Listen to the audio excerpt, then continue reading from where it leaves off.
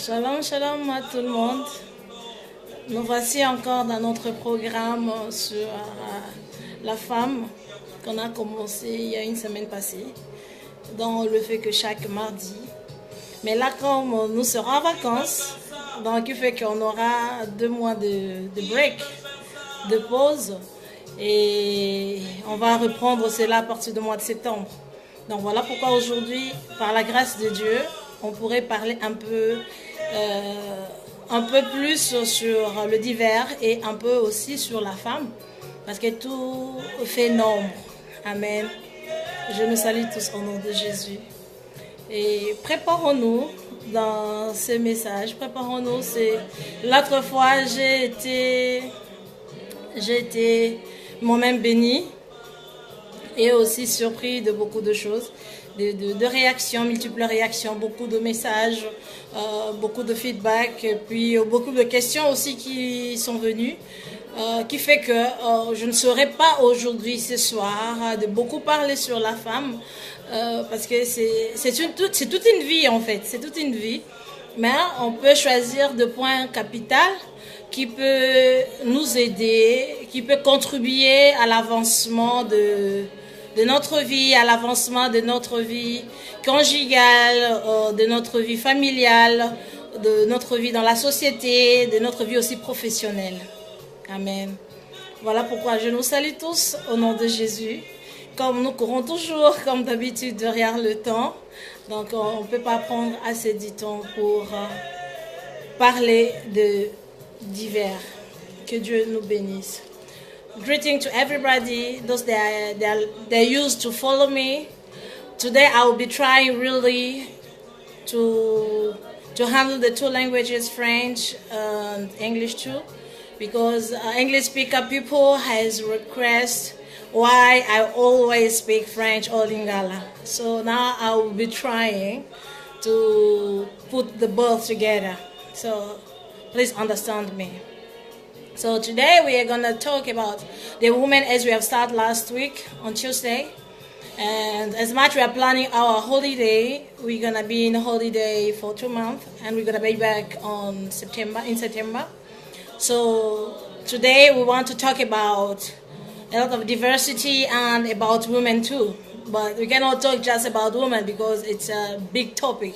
So it's a whole life. So that's why we'll just take important point about women. Amen.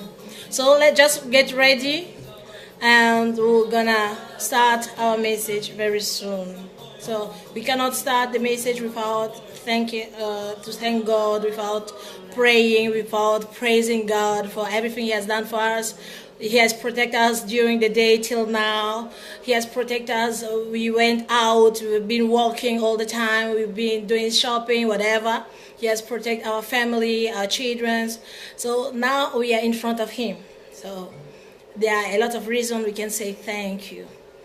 So, le Seigneur, on ne peut pas commencer sans dire merci à Dieu parce qu'il nous a gardés, il nous a protégés durant toute la journée, il a protégé nos enfants, nous a protégés dans nos affaires, nos parcours qu'on a eus, il nous a protégés. Donc maintenant là, il nous a gardés jusqu'à ce moment ici, jusqu'à ce point-là. Donc il y a des raisons à lui dire merci. Donc préparons-nous dans la présence de Dieu, nous allons lui rendre grâce. On ne va pas trop prendre du temps parce que le temps nous presse, on court toujours derrière le temps. Et on ne va pas beaucoup parler aussi sur la femme seulement, on va beaucoup aussi parler sur le divers. Amen. Préparons-nous dans la présence de Dieu.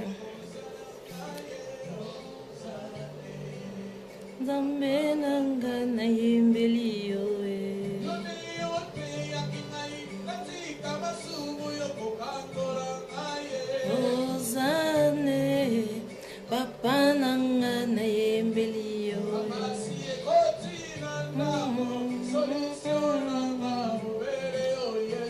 Ozane papa nanga na yembeli yo. Comment Commençons à rendre grâce à Dieu, commencez à bénir Dieu, commence à dire merci à ce Dieu qui t'a gardé, qui t'a donné le souffle de vie, qui t'a protégé, qui t'a fortifié, qui t'a guéri même. Il y en a ceux-là qui étaient malades, le Seigneur leur a guéri. Il y en a ceux-là qui ont eu des problèmes, le Seigneur a donné des solutions à leurs problèmes, il a résolu leurs problèmes. Il y en a ceux-là qui ont eu beaucoup de factures, dont le Seigneur leur a épargné de payer cela. Et donc c'est un sujet de lui dire merci, bien-aimé. Ne restez pas là en train d'observer. Commence à lui dire merci. Commence à lui lever. Commence à lui rendre grâce pour tout ce qu'il est, pour tout ce qu'il fait. There are many people, they have passed through many circumstances. They had problem, bills problem, and God has solved this problem. God has given solution to these problems. So now it's time to say just thank you. You don't need to talk a lot. You just say thank you, God, that you have protected me. You have keep me safe till tonight, till this moment. So, Seigneur, nous te disons merci, nous te bénissons, nous te rendons grâce, Seigneur. Il n'y a personne qui est comparable à toi. Il n'y a personne qui est semblable à toi. Mon âme est tellement dans la joie pour te dire merci. Parce que si je contemple toutes tes merveilles, si je regarde tout ce que tu fais, Seigneur, cela me pousse à t'adorer. Si je regarde ton amour, si je contemple ton amour vis-à-vis de ma personne, ton amour vis-à-vis des gens tout autour de moi, ton amour vis-à-vis de mes enfants, ma famille, ma maison, Seigneur Dieu Tout-Puissant, cela me pousse à te lever. Je suis rempli de la joie parce que c'est toi qui es ma force. Car c'est toi qui me soutiens. Même là où il y a de limites, Père éternel, tu trouves toujours un chemin. Tu traces toujours un chemin. Voilà pourquoi je suis là ce soir avec mes frères et sœurs pour te dire merci, pour te rendre grâce pour tout tes bienfaits. Il y en a ceux-là qui sont malades. Père éternel, toi tu nous as donné la bonne santé. Il y en a ceux-là qui sont morts, qui ne sont plus là parmi nous. Mais toi là tu nous as donné le souffle de vie. Ce n'est pas parce que nous sommes meilleurs que eux, mais c'est juste à cause de ton amour et ta grâce. Nous te sommes reconnaissants. Je te suis reconnaissante, éternel Dieu, pour tout ce que tu es en train de faire. Et je ne peux pas fermer ma bouche, Père éternel, sans te lever, sans te rendre grâce.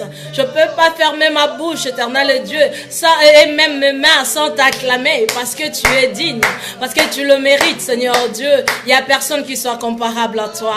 Il n'y a personne qui soit semblable à toi, mon Dieu, mon roi. Si je regarde comment mes enfants grandissent, si je regarde les circonstances que nous venons de passer, si je regarde les circonstances que je suis en train de passer moi-même, cela démontre ta grandeur, cela démontre ton immensité. Et cela me pousse encore à te lever. Cela me pousse encore à t'adorer. Cela me motive encore. Voilà pourquoi je ne cesse de dire, même dans la souffrance, c'est toi qui es ma motivation. Alléluia.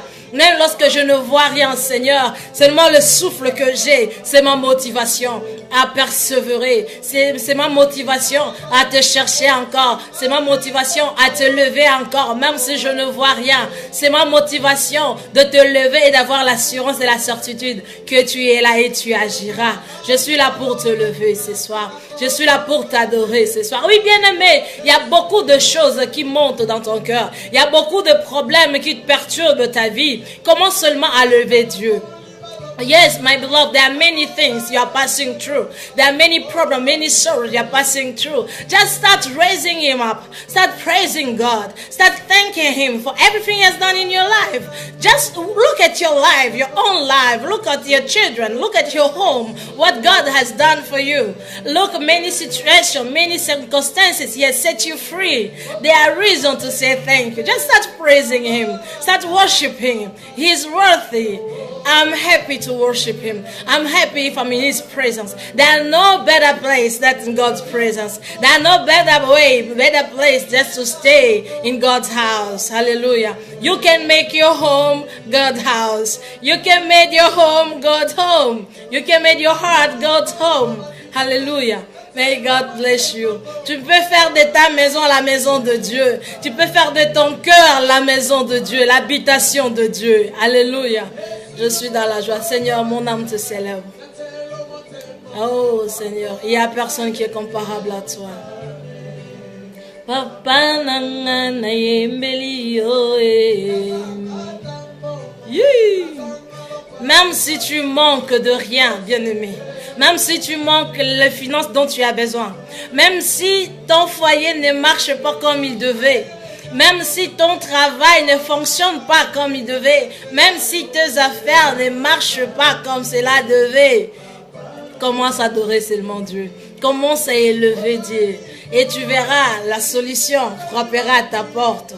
Ne sois pas comme beaucoup de gens, quand il y a des problèmes, ils changent de figure, ils n'arrivent plus à adorer Dieu, ils n'arrivent plus à élever Dieu, ils n'arrivent même plus à prier. Ne sois pas comme ça. Commence à contempler la grandeur de Dieu dans ta vie. Commence à contempler le merveille de Dieu dans ta vie. Commence à contempler tout ce que Dieu a fait déjà dans ta vie. Just start seeing what God has already done in your life. And for that, start praising Him. For that, start worshiping Him. Hallelujah. He's wonderful.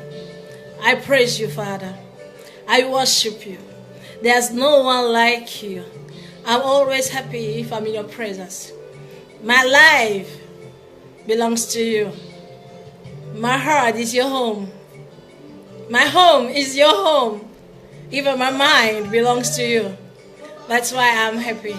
That's why I'm praising you. Bless my sister. Bless my brother. You know their problems. You know what they are passing through right now, Father. Enter their homes. Enter their hearts. Give solution in their problems. Meet their needs. In Jesus' name I pray.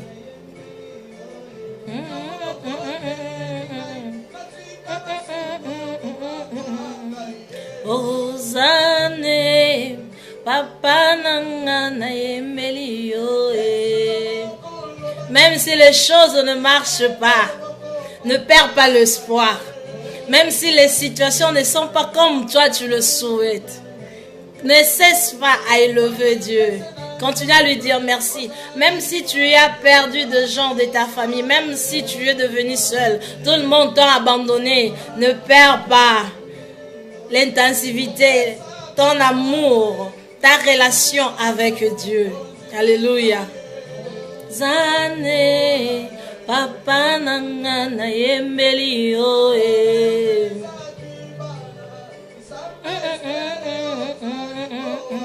Oh Zane, papa nanga na yemelio e.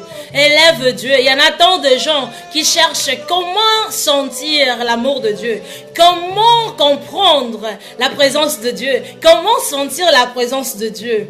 Bien-aimé, l'amour de Dieu qui est en toi te poussera automatiquement dans sa présence de commencer à l'adorer. Tu n'as pas besoin de quelqu'un pour te pousser. Adore Dieu, prie Dieu, élève Dieu. Sa présence automatiquement te poussera à l'adorer. Sa présence automatiquement te touchera à le lever. Voilà pourquoi tu n'as pas besoin de quelqu'un pour te lever, pour élever Dieu. Tu n'as pas besoin de quelqu'un d'autre pour te pousser, pour adorer ton Dieu. Tu connais tout ce qu'il a fait pour toi. Tu connais de ton cœur toi-même tout ce qu'il a déjà accompli pour toi et des promesses qu'il t'a données. Voilà pourquoi tu ne peux pas manquer de mots pour lui dire merci. Moi, je dis merci à ta place parce que je sais que ce Dieu-là te visitera ce soir. Je sais que dans le jour à venir, tu seras un témoignage pour plusieurs. La manière dont Dieu te visitera à partir d'aujourd'hui jusqu'à ce qu'il reviendra, ta vie ne sera plus le même. Moi, je crois à ta place et je célèbre déjà Dieu pour cela. Voilà pourquoi là où tu es, commence seulement à acclamer le Seigneur. Commence seulement à acclamer le roi de rois. Commence seulement à acclamer Jésus. Et pendant que tu acclames, que le chêne tombe, commence à déclarer tout ce que tu veux que le Seigneur fasse pour toi. Fasse pour toi. Tout ce que tu veux que le Seigneur accomplisse dans ta vie. Everything you need that God may accomplish in your life. During you are clapping your hand for His glory. You just start declaring. If it's life, you say, God, I want... During I'm clapping, I want your life flow over me. During I'm clapping, I want to get married. I want to have children. I need money. I want to see money. I want to live breakthrough. During you are clapping, start confessing positive things. Start confessing blessings over your life, over the people around you. During you are clapping, start breaking all chains. All chains that are keeping you still in the jail. Start clapping. Continue clapping for the Lord. Continue clapping for the Lord of King of Glory. Continue clapping. Ibro Santa Raba Shenderebos. Yinderebo Santa Yababa. Yikendere Abasheta Yabaye. Nous te célébrons, Seigneur, car tu es digne. Car tu es digne. car tu es digne. Éternel Dieu, dans le nom de Jésus, je remets ces moments entre tes mains. Père éternel, tu nous as bénis autrefois, bénis-nous encore ce soir, afin que nous entrons dans notre destinée, dans le nom de Jésus. Bénis mon frère, bénis ma soeur, bénis toute personne qui nous suit de loin ou de près, dans le nom puissant de Jésus. J'amène toute pensée captive à l'obéissance du Saint-Esprit, au nom puissant de Jésus. Je nous couvre dans le sang de Jésus-Christ. Nous avons ainsi prié. Amen. Amen, amen, amen, amen, amen. May God bless you. Today I will be trying English and French, maybe Lingala too, because I get a lot of complaining. I always preach or exhort it in French and Lingala and not English. So even German people also say it. I always speak French, Lingala or English, but not German. So I cannot divide myself. But tonight, I'll be trying, with God's help, to do in both languages. Please understand me. I'm not really an English speaker. I'm also not a really French speaker. So I'm German speaker. So I'll be trying. So aujourd'hui, ce soir, je vais essayer de balancer un peu le langue, de parler en français et l'anglais, parce qu'il y en a ceux-là qui parlent le anglais, qui ont réclamé que je parle souvent français lingala et non anglais. Il y en a aussi ceux-là qui parlent l'allemand, ils ont réclamé que je parle toujours français, anglais et non allemand. Alors je ne peux pas me partager dans les 4 langues, parce que je ne suis pas francophone ni anglophone, mais je veux essayer, avec le peu que je connais, de transmettre la pensée de Dieu. Comprenez-moi, dans le nom de Jésus. Et je vous remercie. Je nous salue tous au nom de Jésus. Aujourd'hui, nous allons continuer notre message qu'on a commencé autrefois sur la femme. On ne va pas achever cela ce soir parce que le temps est tellement trop court. Et en plus de ça, on ne peut pas parler de la femme en un jour ou en 2 jours parce que c'est toute une vie. On aura toujours à parler de la femme. Parce que chaque jour, il y a de nouvelles choses. Chaque jour, on apprend. Chaque jour, il y a des changements. On évolue. Il y a l'évolution. Donc, ce soir, on va seulement prendre quelques points qui pourraient nous aider. Et comme nous allons dans notre vacances, on reviendra au mois de septembre et on va continuer au mois de septembre par la grâce de Dieu. Amen. Je nous ai promis que ce soir, nous allons aussi parler des divers. Dans les divers, il y a beaucoup de points. Dans les divers, on a la création. Dans les divers, on a les relations amicales. Dans les divers, on a comment soigner sa maison, comment accueillir les gens à la maison, comment se soigner soi-même, comment se présenter soi-même en tant que femme ou en tant qu'homme. Dans les divers, on ne parle pas que de femmes. On parle de l'homme et de la femme. On parle de la famille. On parle de la communauté, de la société. On parle de professionnels, de notre entreprise. On parle des affaires. Et après cela, on a notre thème dont on a déjà commencé depuis le mardi passé sur la femme. On a vu l'attitude de la femme, le comportement, son devoir. Et on continuera dans cette ligne-là. Tonight we are going to talk about diversity. In diversity we see how to handle your home, how to present yourself, how to take care about your home, your children, how to take care even the church, in the community. And we are going to talk about men and women, not just women. But in the diversity we'll talk about everything, about business and so on. But after this, we're going to talk about our major topic, which is about the women. We don't have enough time tonight to talk about women because we are rushing about behind the time, and every day we used to learn about a woman. So it's a whole life we'll talk about a woman, but we'll just take some point which is important for us tonight. Amen. Comme je nous ai dit, je m'excuse, soyez patiente avec moi. Aujourd'hui, je vais essayer de parler en français et en anglais pour faire comprendre aussi aux autres, parce que les anglophones l'ont déclaré aussi. que je ne parle pas en anglais. Et les Allemands aussi, mais bon, ils sont en minorité. Voilà pourquoi je dis, bon, je vais essayer en allemand et en anglais. Je suis ni francophone, ni anglophone, mais j'essaye. Amen. Donc, pour commencer dans notre divers, j'aimerais qu'on retourne dans le Genèse, dans le livre de Genèse. We go back in Genesis. Genesis chapter 1 verse 26 or Genesis chapter 2 verse 26 to 27. Nous retournons dans le livre de Genèse chapitre 1 verset 26, Genèse 2 26 à 27. Ça parle de même chose. Tu peux le lire dans Genèse 1 26, tu peux aussi le lire dans Genèse 2 26 à 27. Amen. Là où Dieu dit, faisons l'homme à notre image, selon notre ressemblance. Amen. Qu'il domine, j'en globalise tout, qu'il domine sur toutes choses que Dieu a créées, dans les cieux, sur la terre, dans les eaux. Amen. Dans le champ aussi. Alléluia. Voilà pourquoi ce soir, je nous ai dit qu'on va prendre un peu plus du temps. Je vais parler doucement, et anglais et français, comprenez-moi. Donc, nous sommes dans Genèse chapitre 1, verset 26.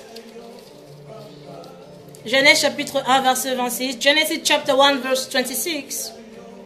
You can take also Genesis chapter 2 verse 26 to 27. It's the same. It's talking about the same. So what the Bible does tell us. I'm reading in French. Puis Dieu dit, faisons l'homme à notre image, selon notre ressemblance, et qu'il domine sur les poissons de la mer, sur les oiseaux du ciel, sur le bétail, sur toute la terre et sur tous les reptiles qui rampent sur la terre. It's the same, I think, in English. I will try in English. Genesis chapter 2, verse 26. 2:26, 1:26 is the same. Then God said, let us make man in our image according to our likeness. Let them have dominion over the fish of the sea, over the birds of the air, and over the cattle, over all the earth, and over every creeping thing that creeps on the earth. The word of God. Amen. Soyez patiente. Lorsque Dieu dit, faisons l'homme à notre image, c'est là où il a créé nous tous. Parce que dans la création, nous avons 4 dimensions. Il y a les zoé, la vie de Dieu. Il y a l'homme humain qui existe. Il y a l'homme animal. Et il y a le mort. Amen. Donc, voilà pourquoi aujourd'hui, je veux plus parler des zoé. Donc, de l'homme spirituel. J'aimerais plus parler de l'homme spirituel. Parce que c'est très important, c'est très capital pour nous. Parce que souvent, le diable nous attaque pas à cause de biens matériels que nous avons. Parce que si on lit bien le verset nous dit, Dieu nous a donné le pouvoir, il nous a donné la domination sur tout ce qu'il a créé. Amen. Il nous a donné la domination sur tout ce qu'il a créé. C'est-à-dire, on manque de rien, on peut rien manquer. Ni à manger, ni à boire, ni à s'habiller, on peut absolument rien manquer. Mais il y a une chose que Dieu nous a pas donnée. C'est sa divinité. Dieu nous avait pas donné sa divinité. Et si nous retournons dans l'Éden, dans le jardin d'Éden, là où tout a commencé, l'homme a eu le pouvoir de tout dominer. Là, je parle plus de l'homme spirituel. Amen. Parce que l'homme est composé de 3 parties, le corps, l'âme et l'esprit. Alors nous parlons de la ressemblance de Dieu. La ressemblance de Dieu, c'est l'esprit. Dieu veut que nos esprits ressemblent à son esprit parce qu'il nous a créés comme lui il est. Alléluia. Et le diable a osé ou il a cherché à imiter Dieu et il a échoué. Alléluia. God has created us in his likeness. He wants us to be like he is, not the way we think we can be. But he created us the way he wants us to be. He has given us dominion above and over everything he has created on earth. So you don't lack anything. If you stay in Zoe, if you stay in spirit, in the spiritual life, in eternal life, which he has given us, if you stay on that, you lack nothing. But the devil, what devil is seeking, to put you away of this eternal life, to show you God's divinity. Hallelujah. He's trying to remove God from his throne and to put a man in God's throne.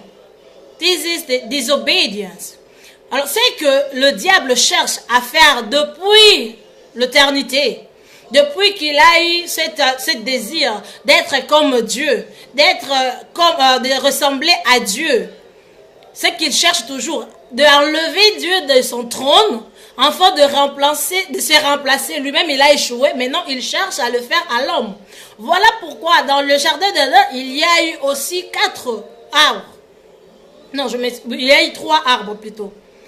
Pourquoi l'homme a choisi plus la divinité, qui est la connaissance, qui peut le causer à la mort, qui peut l'amener à la mort? L'homme pouvait choisir la vie éternelle. Parce qu'au moment avant la chute, l'homme il ressemblait à Dieu. Amen. L'homme avait l'esprit de Dieu. Il vivait comme Dieu voulait qu'il vive. Donc l'homme pouvait choisir la vie éternelle pour ne pas mourir. Mais l'homme a préféré la divinité. La curiosité de l'homme l'a poussé à choisir l'arbre de la connaissance du bien et du mal. Et c'est ce qui a causé la mort dans l'homme. Alléluia. Et c'est ce que le diable cherche jusqu'à ce jour. Voilà pourquoi nous voyons beaucoup de gens aillent vers le féticheur. Eh bien aimé, si tu es homme spirituel, tu n'auras pas besoin de féticheurs parce que tu es au-dessus d'eux. La domination t'a été donnée de dominer sur toutes choses que Dieu a créées. Lisez bien ce verset de Genèse 1, 26 ou Genèse chapitre 2, 26 à 27. Alléluia. Tu ne manques de rien. You are lacking nothing. God has given to you everything you need. And the devil is trying to bring you far away from God's divine promise of your life. Hallelujah. Voilà pourquoi c'est très capital de comprendre l'écriture, de comprendre la parole de Dieu, de comprendre les promesses de Dieu, ce qu'il a prédestiné pour toi, ce qu'il a prévu pour toi. Dieu ne t'a pas créé pour que tu ressembles à quelqu'un d'autre. Il t'a créé pour que tu lui ressembles. Alléluia. Faisons l'homme à notre image. Il parle de l'esprit. C'est à l'esprit que Dieu a donné la domination. La dominion, ce n'est pas...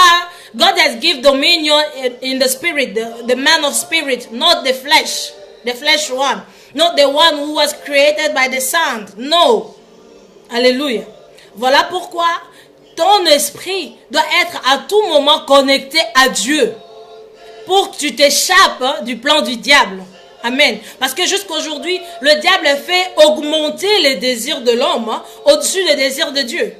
Il fait augmenter la volonté de l'homme au-dessus de la volonté de Dieu. Afin que l'homme arrive à désobéir. Or, si nous retournons en arrière, l'amour, pour que l'amour soit amour, pour que l'amour soit, pour que l'amour soit vivant et palpable, tu dois les transmettre. Or, pour transmettre l'amour, tu dois obéir d'abord. Amen. Tu dois d'abord obéir.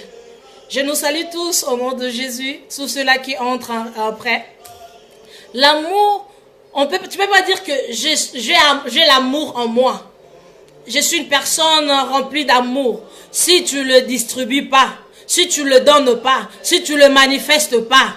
Amen. Pour que moi je sache que toi tu es une personne remplie d'amour, je dois vivre cet amour qui est en toi. Tu dois le manifester vis-à-vis de moi. Alléluia. Et aussi longtemps, Adam obéissait à Dieu. Adam aimait Dieu. Mais lorsqu'il a eu cette connaissance qu'il va devenir comme Dieu, il a eu cette connaissance de la divinité de Dieu, qu'il sera aussi comme Dieu. C'est là où les choses ont devenu mal. C'est là où la désobéissance est entrée. Bien aimé, aujourd'hui, même dans nos églises, dans nos familles, dans nos enfants, nous voyons lorsque on est doux avec les enfants, on leur parle calmement, on les explique des choses comme il faut, ils ont la facilité de capter cela. Amen. Et si nous-mêmes, nous manifestons, c'est qu'on les enseigne. Admettons le pardon. Il y en a certains parents qui ont la difficulté de demander pardon même à leurs enfants, même à leurs partenaires, même s'ils ont mal répondu à leur mari, ou à leur femme. Ils ont vraiment cette lourdeur de demander pardon. Ils ont vraiment cette lourdeur de demander pardon. Ils n'arrivent pas à demander pardon. Et comment voulez-vous que vos enfants arrivent à demander pardon ou à comprendre qu'ils doivent demander pardon parce qu'ils ont mal agi si vous-même vous ne le manifestez pas cela? Amen. Et Dieu a manifesté cet amour. Nous connaissons ce que l'Écriture nous dit. Dieu a tant aimé le monde et il a donné son Fils. L'amour, ça veut dire donner. Tu ne peux pas dire que tu as l'amour, tu veux que toute chose revienne qu'à toi. Non, bien-aimé, il faut changer. L'amour veut dire donner. Alléluia. Veut dire libérer, transmettre. Tu as l'Esprit de Dieu en toi, communique cet esprit aux autres. Tu as la joie de Dieu en toi, communique cela aux autres. Tu ne peux pas garder la joie de Dieu rien que pour toi-même. Tu ne peux pas garder la connaissance de Dieu rien que pour toi-même. Tu ne peux pas garder les révélations que Dieu te donne pour toi-même. Au moins qu'il te parle que à toi. Mais si cela concerne les nations, transmets cela aux nations pour sauver des vies. Alléluia. Donc, le diable, jusqu'en ce jour, il nous combat pas parce que nous sommes meilleurs que lui. Écoutez bien, il y en a ceux-là qui minimisent le diable. Voilà pourquoi ils souffrent dans leur vie aussi. Parce que si on regarde bien comment Dieu explique la nature de Satan, tu verras comment Dieu lui-même, dans l'Écriture, parle de Satan. Et toi, tu es là de dire qu'il est sous tes pieds, il est ceci, il est cela. Tu le décris comme tu le veux. Attention à toi. Alléluia. Donc, il fait que c'est très important. Je nous salue, je salue ma belle. Que Dieu te bénisse. Donc, il fait que c'est très important, bien aimé. Il est très, très important, très capital de ne pas minimiser qui que ce soit. Parce que tu ne sauras pas qui est le diable à tes côtés. Les diables, ne pas seulement les gens qu'on dessine, là, le monstre qu'on dessine avec des cornes, avec je ne sais pas moi quoi. I'm sorry for English speaker because I'm getting news here. You are still speaking in French. I'm sorry. I come back. Le diable, c'est pas seulement l'image que nous avons. Voilà pourquoi nos enfants, nos jeunes gens sont séduits lorsque le diable le visite dans son état que Dieu l'a créé. Donc, à l'état de l'ange, un état beau, un beau gars. Amen. C'est ces attitudes, ces comportements, ces caractères, ce qui est au-dedans de lui qui est mauvais, mais pas son apparence. Attention, ne vous trompe pas. Voilà pourquoi beaucoup de jeunes gens ont la facilité d'aller toucher aux magies noires, aux magies blanches, je sais pas moi quoi, au gris-gris. Ils ont cette facilité-là parce que ils ont que l'image de diable avec des cornes. Alléluia.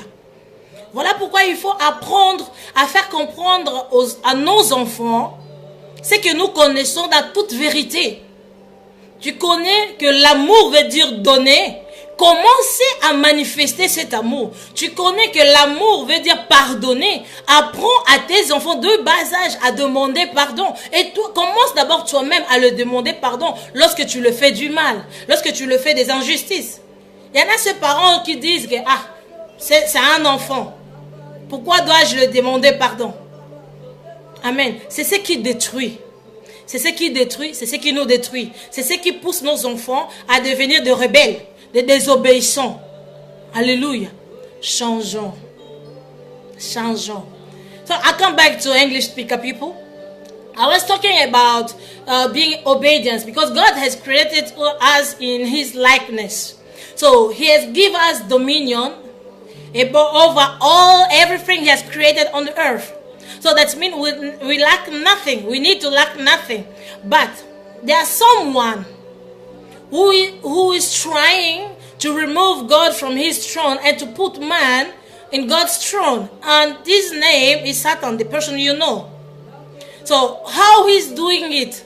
He's showing you that you are powerful enough, you are strong enough, you are mighty enough, you are handsome enough, you are beautiful enough. You don't need God. Be careful. As long Adam was in obedience, he was like God in Eden.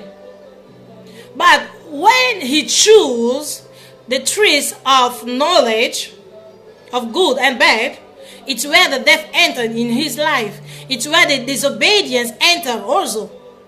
So that means, my beloved, it's very important to stay in Zoe, which means eternal lives, God's life.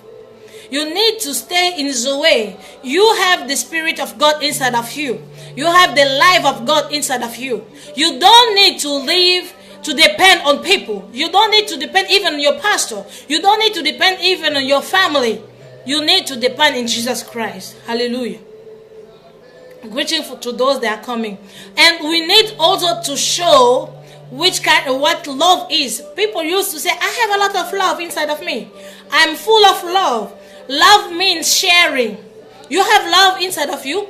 Show me that you have this love inside of me. Inside of you. I want to see this love reacting, manifesting inside of you through me. I want to see actions of your love. If I can't see it, how can I testify that you are full of love? Hallelujah. And the Bible is telling us God so loved the world and he gave his own son, his beloved son. So that means love means give. So you need to be give. And you need also to show your children how to forgive. Love means also to ask for forgiveness, to ask for pardon. There are many parents that never ask forgiveness to their children, even they hurt them. How do you want your child to change? How do you want your child to behave as a polite people, a polite person? If yourself, you don't have this value of forgiveness, you never ask for forgiveness, even you have hurt a person. Hallelujah.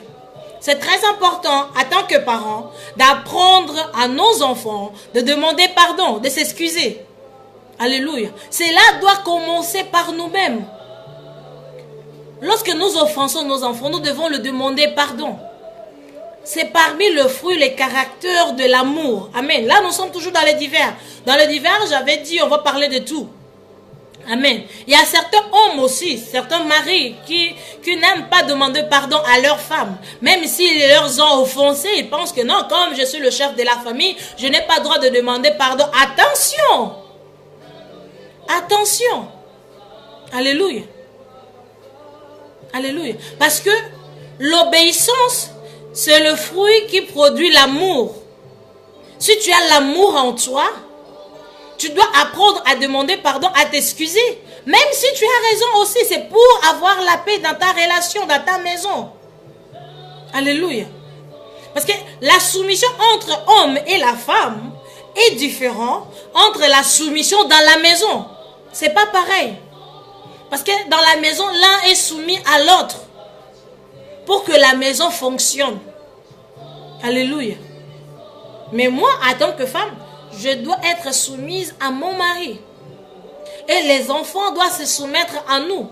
Mais pour que ces enfants-là se soumettent, ils doivent le voir entre nous, comment on se respecte. Parce que la soumission, c'est aussi le respect. Le respect mutuel. Alléluia. Si nous-mêmes, on n'arrive pas à se respecter, comment attendons-nous que nos enfants nous respectent? Voilà pourquoi beaucoup aussi de gens sont dessus.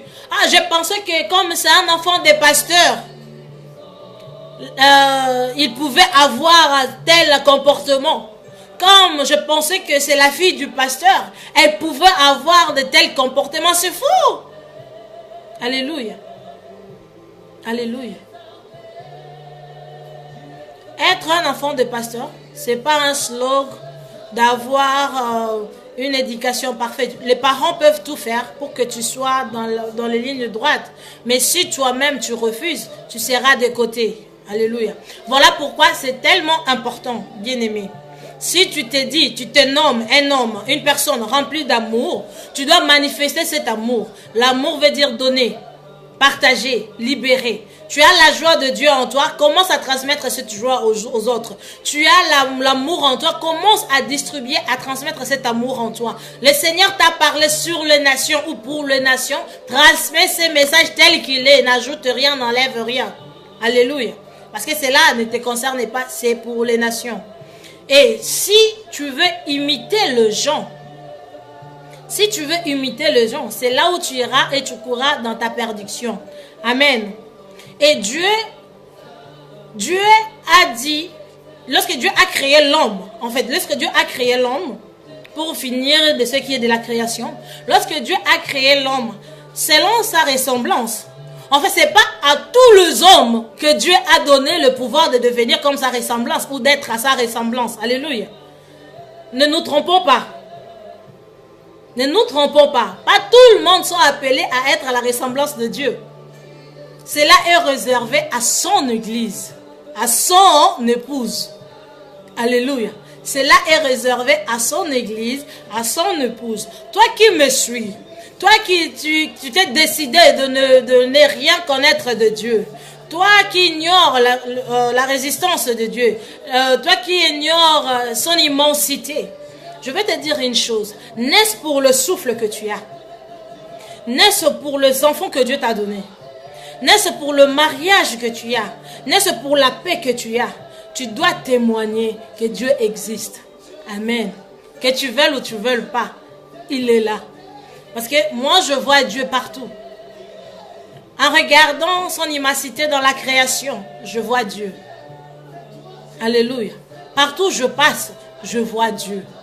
Alors ne sois pas si incrédule de ne pas croire qu'il y a un Dieu qui existe. Si tu veux seulement juste regarder la naissance, tu verras la grandeur et la puissance de Dieu. Si tu regardes comment la semence entre dans la terre et devient un arbre de fruits, etc., ça confirme l'existence de Dieu. Alléluia. Voilà pourquoi là nous sommes toujours dans notre partie des divers que je voulus nous partager. Et la volonté de l'homme, c'est ce qui détruit l'homme. Amen. Tellement l'homme est enflé de moi, des jeux, de l'ego. C'est ce qui fait que l'homme n'arrive plus à avancer. C'est ce qui fait que nous souffrons. C'est ce qui fait qu'on pleure. Alléluia. Et Dieu veut que cela change. Bien-aimé, tu peux changer. Aussi longtemps tu dépends de toi-même, tu verras jamais la main de Dieu. Tu verras jamais la gloire de Dieu. Tu vivras jamais la paix de Dieu dans ta vie. Parce que nous sommes appelés à dépendre de Jésus. Comme l'exemple lui-même, Jésus dépendait de Dieu et la dépendance nous poussera à la soumission. Et c'est ça qui manifeste l'amour que nous avons.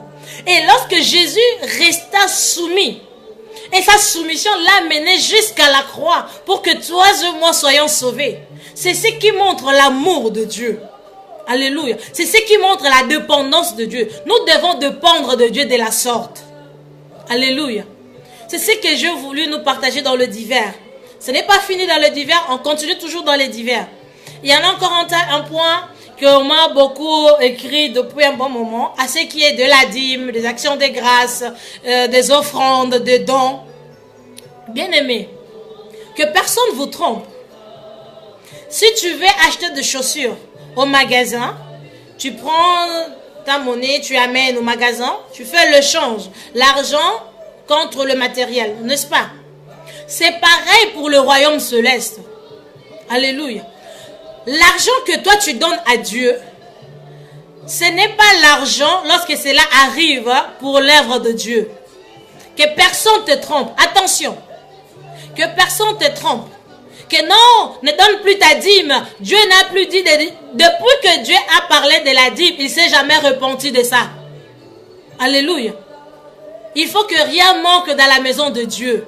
Si tu fais bien à un homme de Dieu, si tu fais bien dans l'église de Dieu, si tu contribues à l'avancement de l'évangile, Dieu va te bénir. Parce que ce que tu es en train de faire pour la gloire de Dieu, c'est une sémence. Ce n'est pas l'argent que tu vas acheter du pain. Ce n'est pas l'argent que tu vas acheter de Gucci, de Chanel ou je ne sais pas moi quoi. Alléluia. Parce que l'argent que tu donnes, ça part, tu récupères le matériel dont tu as acheté. Mais si tu sèmes chez Dieu, c'est une semence que tu as sémée. Et nous connaissons. Si je prends seulement un grain des mangues, je le sème, j'aurai un manguier avec beaucoup de mangues. Alléluia. Ou un avocatier, si je sème l'avocat, j'aurai un avocatier qui va me donner beaucoup des avocats et je vais le revendre. C'est une sémence qui va produire beaucoup de fruits après. Alléluia. Et ce ne sera pas la même somme que tu donneras à Dieu. Ce n'est pas ce que ça sera de retour. Dieu va te multiplier cela, il te redonnera cela au centuple. Alléluia. Voilà pourquoi que personne ne te trompe. Ne donne pas la dîme, ne donne pas l'offrande. Tu ne peux jamais te présenter devant Dieu sans offrande. Et tu t'appelles un enfant de Dieu. Tu t'appelles un serviteur de Dieu. Non, même en tant que serviteur de Dieu, tu as aussi ta part.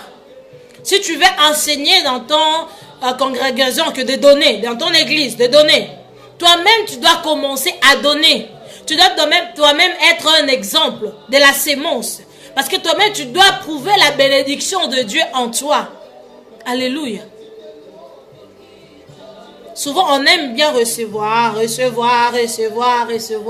La Bible nous prouve qu'il y a du bien à donner qu'à recevoir.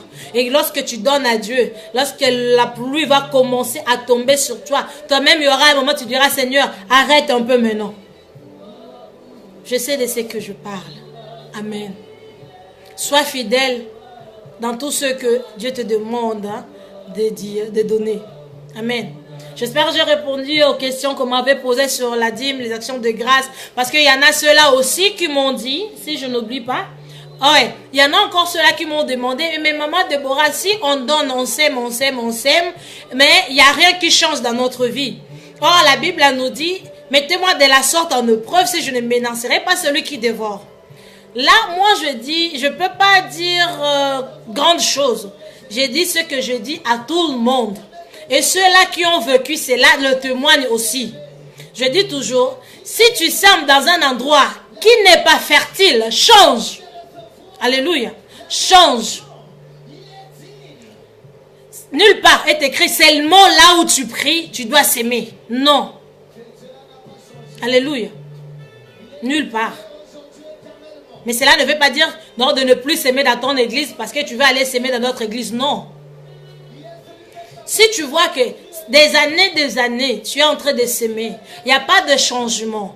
Que ce soit financier, matériel, santé, que ce soit de standard, de stabilité de la vie et tout consort. Essaye un peu 2-3 mois ailleurs. Et si tu vois un changement, tu bénis Dieu, mais tu continues aussi à s'aimer dans ton église. Quand ils ont besoin de quelque chose, tu donnes ta contribution. Si tu avais signé une contribution de loyer, continue à s'aimer aussi dans ton église. Alléluia. Parce qu'il y a plein d'exemples de Dieu qui ont besoin de soutien. Les grâces sont différentes. On n'a pas tous la même grâce. Amen. L'autre a le don de multiplication. Il y en a quelqu'un, tu peux le donner la dîme de 100 €. Et après une semaine, tu récoltes 2000 €. Dieu fait grâce à qui il veut. Il y en a ceux-là, tu sèmes aujourd'hui en paire de chaussures. Demain, on te donne une voiture. Dieu fait des choses comme il veut. Mais que personne vous trompe de ne pas s'aimer. Il faut s'aimer. Alléluia. Dieu a s'aimé Jésus. Et nous voici là, nous tous. Nous sommes des petits Jésus. Alléluia. Parce que Dieu avait s'aimé Jésus.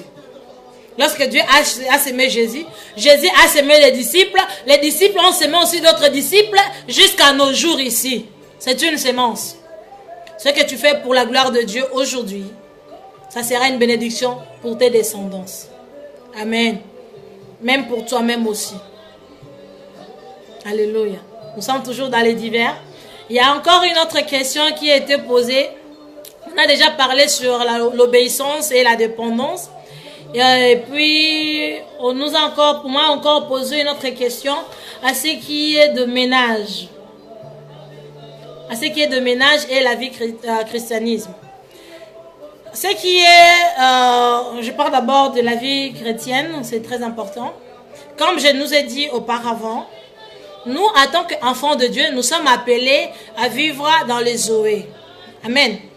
Malgré nous avons ce corps, malgré nous avons une âme qui a plein de désirs égoïstes, de moi, de je, qui voit que moi-même. Tout le monde sont méchants, tout le monde sont comme ça. Il n'y a que moi qui est bien. Mais Dieu nous demande de rester dans les Zoé. Si tu restes dans le Zoé, c'est alors tu auras la domination de dominer sur toute chose. I'm sorry, my beloved. I think with you people, we're gonna talk next time. I'll contact you inbox and we're gonna talk because I'm now in French mood. I'm sorry. Donc, qui fait que nous devons vivre dans le Zoé. C'est très important de rester dans le Zoé. Pourquoi? Si tu entres dans la chair, tu verras tout ce que toi tu es.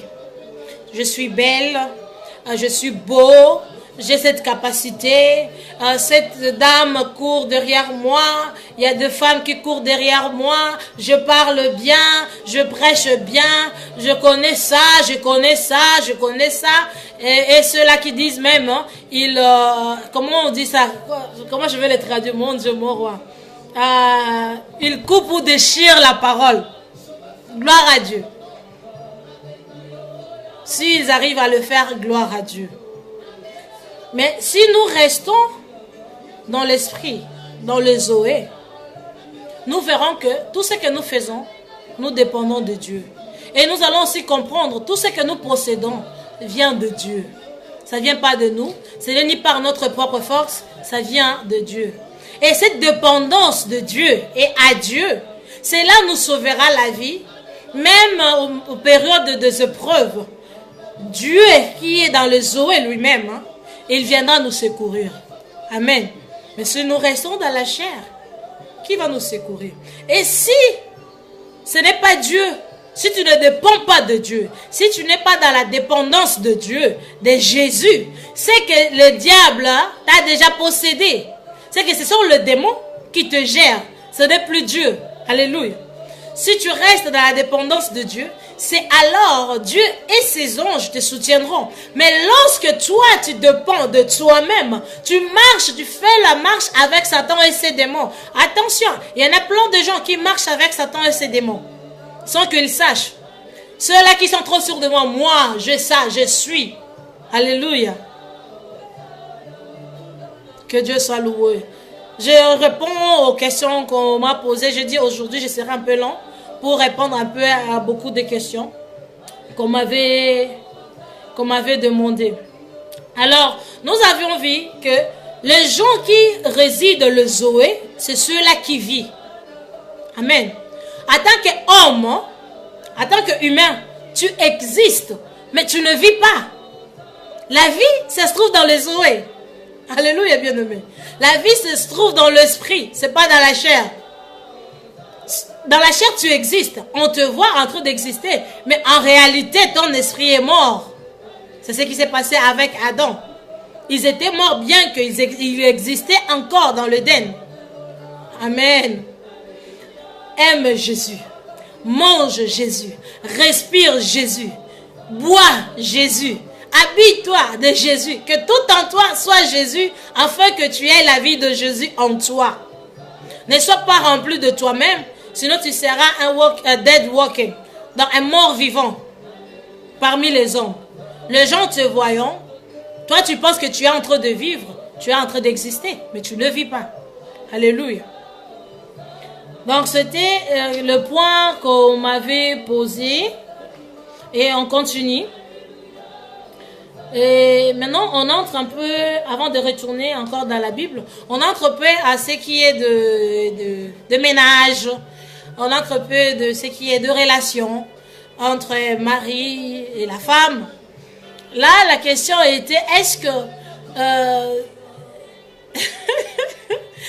je m'excuse, est-ce que c'est mauvais si mon mari m'aide à la maison de faire le ménage? La réponse est non, c'est pas mauvais. C'est pas mauvais. Il peut aider s'il a cette volonté. Mais il y en a aussi ces hommes qu'on a élevés dans leur maison à ne pas toucher la marmite, à ne pas toucher le balai, à ne pas toucher ceci, à ne pas toucher cela. Pour eux, c'est un tabou, c'est une affaire de femmes. Eux, ils n'arrivent pas à toucher. Il y en a ces hommes-là qui n'arrivent même pas à se servir eux-mêmes. Il faut qu'on le sert. Ils sont habitués comme ça de bas âge. Ce sont des enseignements qu'on leur a donnés. Que la femme, c'est pour la ménage. Amen. Si tu as un homme qui te soutient de temps à autre, à nettoyer la maison, à s'occuper des enfants, à t'aider même dans la cuisine. C'est pas mauvais. Mais femme, attention aussi à toi. Parce que comme la femme a une bouche comme les radios, tu vas commencer à raconter ça à tes amis. Écoutez bien. Ce qui fait que beaucoup des hommes n'aident plus leurs femmes. Parce qu'une fois, il t'a vu épuisé. Tu étais là, chérie, je suis fatiguée, je n'arrive pas à faire ça. Et lui, il a eu besoin de toi. Il a compris que oui, effectivement, tu as beaucoup travaillé à la maison. Ben, alors demain, c'est moi qui va t'aider. Il t'aide à la maison. Toi, tu prends directement le téléphone. Hé, Karine, tu sais quoi? Hey, mon mari a nettoyé, mon mari a fait ceci, mon mari a fait cela, mon mari a fait ceci. Et elle aussi, elle commence à obliger à l'homme. Or, chez toi, ton homme a compris que tu en as eu besoin. Et l'autre là, commence maintenant à obliger à son homme. Tu dois faire ceci parce que le mari de tel fait ceci, fait cela. Non, ce n'est pas un oubli. Amen. Je dis toujours à tous les hommes, aidez vos femmes là où vous pouvez. Parce que aussi, si une femme est très épuisée, essayons et examinons un peu une chose. Laissez vos maisons pour comprendre comment la femme souffre aussi quand elle est à la maison avec 3, 4, 5, 6 enfants.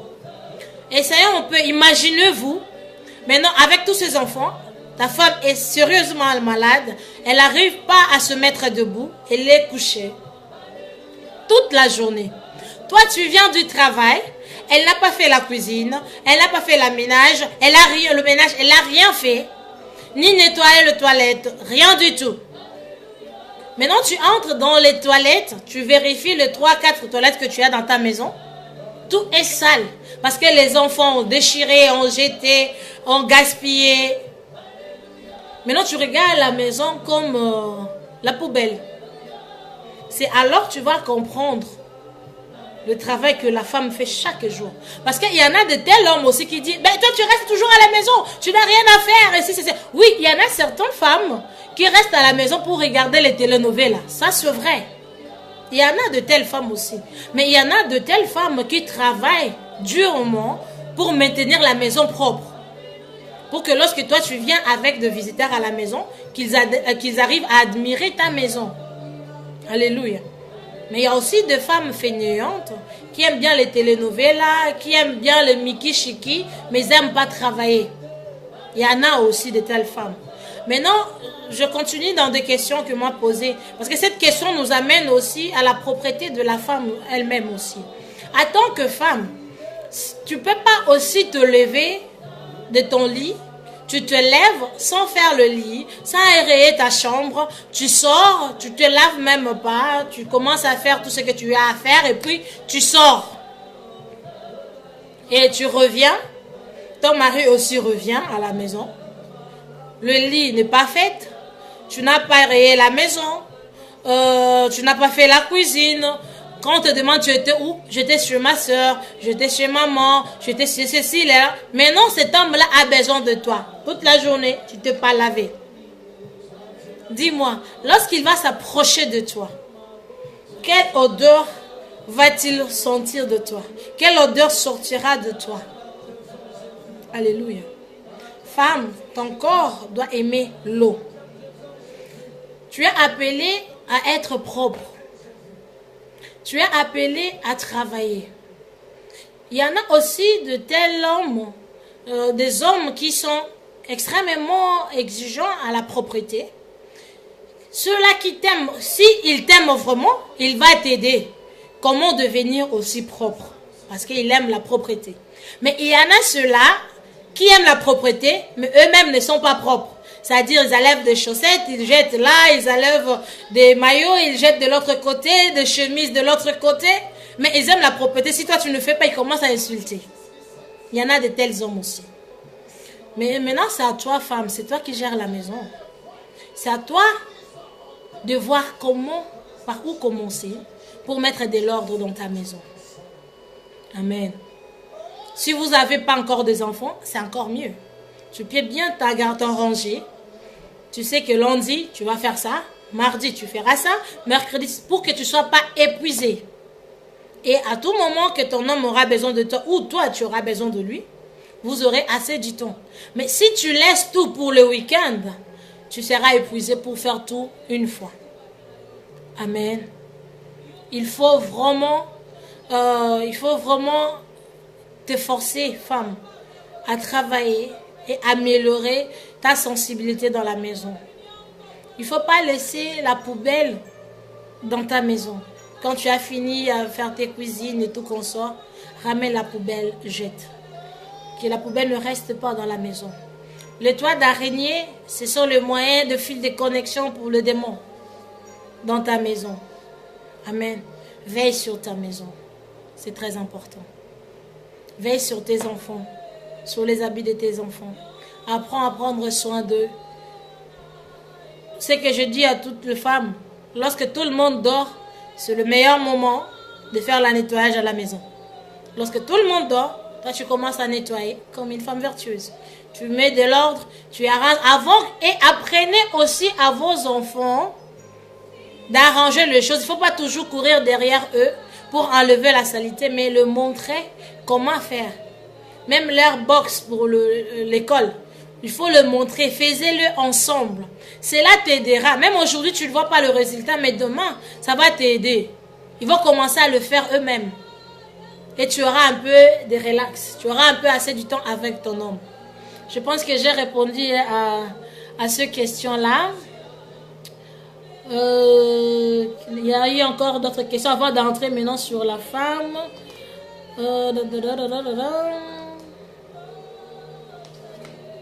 C'était quoi encore? Oui, les offrandes, j'en ai déjà parlé. Les dîmes, j'en ai parlé. Ouais. L'autre question, c'était par rapport au mariage qui se passe. C'est-à-dire, vous avez vécu le mariage avant le mariage. Vous êtes deux fiancés et c'est là arrivé que vous vous êtes couplés et ta copine, ta fiancée est devenue grosse. Et maintenant, l'église vous impose de l'épouser. Moi, je dis, ça c'est moi. Ça c'est moi. Il y en a ceux-là qui ont d'autres avis. Mais ça c'est mon avis à moi. C'est que je dis à beaucoup de gens aussi. Je sais que je conseille à beaucoup de gens. C'est un acte qui ce sont, comment je peux dire, ils ont déjà vécu le mariage avant le mariage. Et c'est péché. Parce qu'ils sont que de fiancés. Ils ne sont pas mariés. Ils sont que de fiancés. Le passé, c'est passé. Là, on parle de présent. Maintenant, la situation est que la sœur est grosse. Maintenant, il y en a certaines églises qui disent que, ok, comme la sœur est grosse, accélérons le mariage pour que ça couvre. C'est péché. C'est-à-dire, tu couvres péché au-dessus de péché. Péché sur péché. C'est péché. Parce qu'il y aura un jour, cet homme ou cette femme, hein, ils vont se chamailler.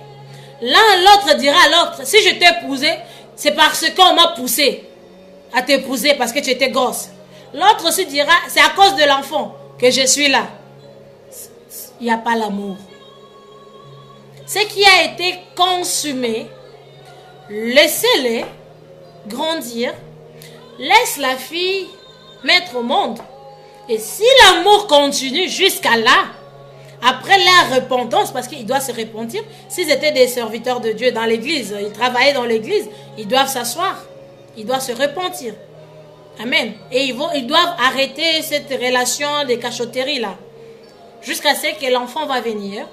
Et c'est après cela, le deux doit se recontacter, parler, planifier pour l'enfant. Et si là, il y a encore... parce que l'amour ne meurt pas. Parce que beaucoup de gens disent que non, je n'ai plus l'amour pour cette personne. L'amour ne meurt pas. Si l'amour mourait, donc Dieu n'existe pas. Or, l'amour, c'est Dieu. Il y a des émotions, des sentiments qui diminuent, qui s'affaiblissent. Mais ce n'est pas l'amour. C'est l'affection. Amen. Alors, si après l'accouchement, l'affection est toujours là, tu ressens encore des tiraillements, tu ressens encore des sentiments pour cette personne. Tu l'admires encore, tu le désires encore. là, on peut vous conseiller maintenant de faire le prochain pas, de voir le parent pour la dot. Mais s'il n'y en a pas, tu n'es pas obligé d'épouser la fille parce que la fille t'a donné l'enfant. Non. Alléluia. Voilà pourquoi aujourd'hui, dans nos jours, il y a beaucoup de divorces. Il y a beaucoup de divorces. Parce que les gens se sont entrés dans le mariage, ils étaient immatures, ils ont fait beaucoup d'erreurs, mais on les a poussés encore à continuer et à demeurer dans ces erreurs-là. Non. Arrêtons. Amen. Arrêtons. Mais cela n'encourage pas, vous êtes des fiancés, d'aller déborder les limites. Non. Le fiançailles, ce n'est pas le mariage. Amen. Le fiançailles, ce n'est pas le mariage. Lorsque vous êtes fiancé, il n'y a pas de toucher, il n'y a pas de grignoterie. Il ne faut pas grignoter. Lorsque tu commences à grignoter, un jour, tu diras, bon, j'ai grignoté, maintenant j'ai faim. J'aimerais manger. Alléluia. J'espère que j'ai aussi répondu à ces questions. À mon avis, ne le faites pas. Si on vous force d'épouser une personne, que toi-même tu ressens, non, je ne suis pas encore prêt, je ne suis pas encore prête, ne le fais pas. Parce que tu es grosse, parce que tu as un enfant, avec la personne tu dois l'épouser. Attention. Attention. Il y en a ceux-là qui vont dire c'est la volonté de Dieu, voici. Non, Dieu a 1000 façons. Parce qu'il a la capacité d'interdire que cet enfant-là ne naisse pas. Ou que tu ne deviens pas grosse. Mais s'il a permis que toi tu deviens grosse, il y a deux choses. Un, il veut t'enseigner, ne le fais pas. Ce que tu fais dans les cachettes, dans la cachotterie, il va le faire sortir. En fait que tu arrêtes de le faire. Parce qu'il t'aime. Il ne veut pas que tu continues de vivre comme ça. Deux, s'il a permis que tu deviens grosse, c'est parce qu'il a besoin de cet enfant-là. De votre union-là. Alléluia. Alors, ne vous culpabilisez pas aussi, vous qui avez des enfants avec des hommes inattendus, imprévus, par la manque de maturité, par vos propres curiosités. Dieu a la capacité d'interdire cela. Si il a permis, parce qu'il n'y a que Dieu qui donne l'enfant. S'il a permis que tu aies ces enfants-là, bénis Dieu. Parce qu'il t'a donné ces enfants-là. Il y en a ceux-là qui gênent, qui pleurent, qui sont plus saints que vous. Ils n'ont pas cela. Alors ne le maltraite pas. Bénissez Dieu pour ces enfants-là, mais ne le refais plus. Amen. Prenez bien soin de ces enfants. Avancez. S'il y a encore le désir, s'il y a encore le sentiment, s'il y a encore des attirances, s'il y a encore, alors allez jusqu'au bout. Mariez-vous. Mais ne le faites pas parce qu'on vous pousse, non, pour couvrir, pour que les gens ne parlent pas. Les gens parleront toujours. Vous pensez que lorsque tu es grosse, on te précipite de te marier, les gens ne vont pas calculer. Mais ils sauront que tu as fait ça parce que tu étais déjà grosse. C'est la même chose. Amen. Vaut mieux sortir d'une relation fiançailles que d'entrer dans un mariage. Tu seras malheureux, malheureuse. Ou de sortir de mariage. Amen. Sois patient. Attends que Dieu te donne ce qu'il a prédestiné pour toi. Même si on t'insulte, même si on te donne plusieurs noms, accepte qu'on t'insulte. Mais toi, cherche la face de Dieu. Demande à Dieu, Seigneur, qu'as-tu prévu pour moi? Dieu a un plan pour chacun de nous. Amen. Maintenant là, je pense qu'on peut maintenant entrer dans notre thème sur la femme. On a fini avec les divers. Je ne sais pas si j'ai oublié encore quelques questions. Je pense pas. Même si j'ai oublié, je n'ai pas parlé de tout. Mes soeurs, mes frères, excusez-moi. On va le faire après le mois de septembre. Mais j'aimerais encore parler, c'était sur la cuisine. On m'a posé la question à Maman Déborah. Et si j'épouse une femme qui ne sait pas faire la cuisine, que dois-je faire? Parce qu'avant, je ne savais pas. C'est sa mère qui faisait la cuisine et elle m'a amené. Je pensais que c'est elle. Maintenant, arrivant à la maison, elle ne sait pas faire la cuisine. Que dois-je faire?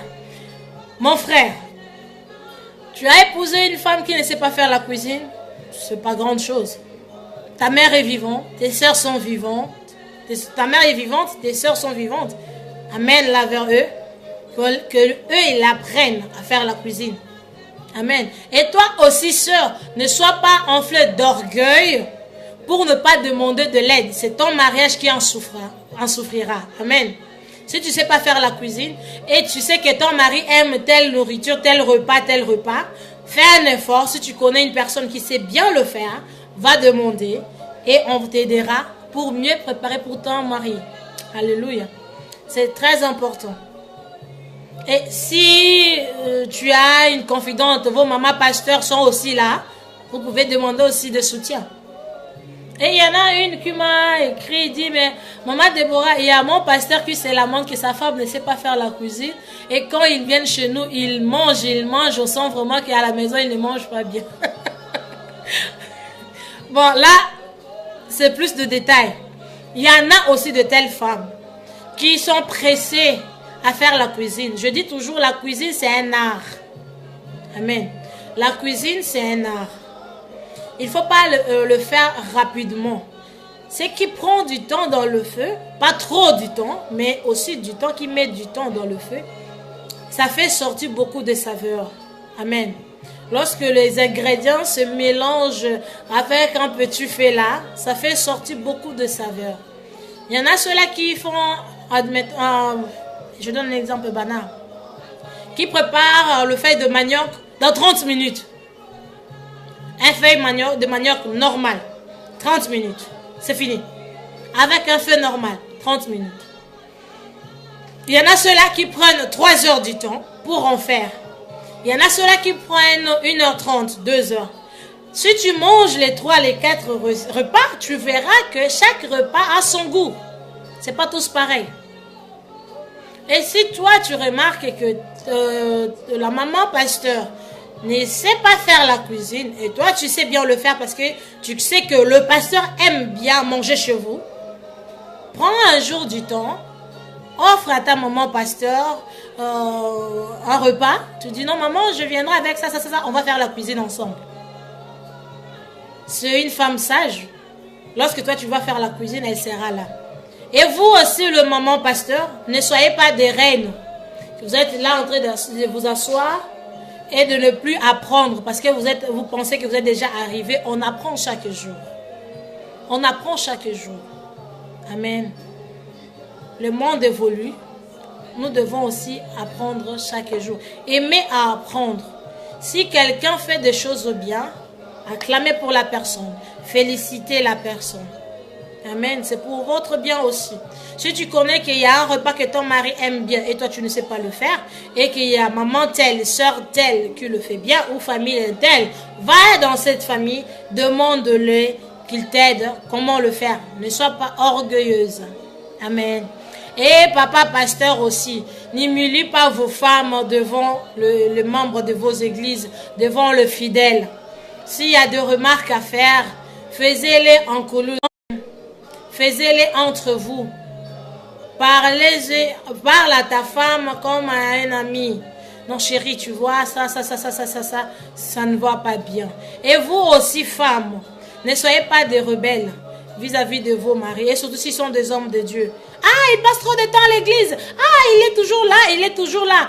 Lorsque tu l'as épousé, tu as su qu'il était un homme de Dieu. Donc, il va passer beaucoup de temps à l'église avec des fidèles. Tu as accepté cela. Pourquoi changes-tu aujourd'hui? Attention, Dieu va te punir. Alléluia. Il y a encore des Esther dehors. Il y a aussi des Abigail dehors qui attendent. Toi qui es dedans, ne sois pas vachi. Malgré on t'aime, on peut te remplacer. Amen. Et vous aussi, hommes, ne soyez pas comme Nabal. Il y a David qui est là. Alléluia. Il y a le roi aussi qui est là. Attention. Apprenez à apprécier ce que Dieu vous a donné. Apprenez à vous apprécier l'un et l'autre. Apprenez à vous transmettre l'affection. Parce que c'est l'affection qui diminue dans les relations. C'est pas l'amour. L'amour ne meurt pas. L'amour, c'est Dieu. C'est à cause de l'amour que je suis là devant vous. À cause de l'amour que je reçois avec joie de requêtes, de questions qu'on me pose et je le transmets, je réponds. À cause de l'amour, je peux saluer les gens que je ne connais pas. À cause de l'amour, je peux soutenir quelqu'un que je ne connais pas. Mais c'est l'affection qui crée une relation. Amen. Ce sont l'affection qui crée une relation. Vous qui sont mariés, exercez-vous à nourrir vos affections. Respectez-vous mutuellement, ça augmente l'affection. Considérez-vous mutuellement, ça augmente l'affection. Soyez soumises. Femmes, soyez soumises. La soumission poussera à ton homme, même si tu ne sais pas faire la cuisine, il va retourner. Si tu le donnes une maison paisible, une maison avec un esprit calme, il retournera toujours. Mais si tu le perturbes, tu le tourmentes, ils vont s'en aller. Il va commencer à passer des heures à l'église. Si tu vois que ton mari passe de 6h à 22h à l'église, en dehors de la maison, sache que toi, tu es une lionne à la maison. Change. Si tu te connais, change. Alléluia. Et femmes, n'aie pas autorité. Il y en a des femmes. Ah, toi, tu ne me connais pas. Tu ne me connais pas de quel bois je m'échauffe. Ouh! Tu dis ça à ton mari. Attention. Amen. Amen. Changeons.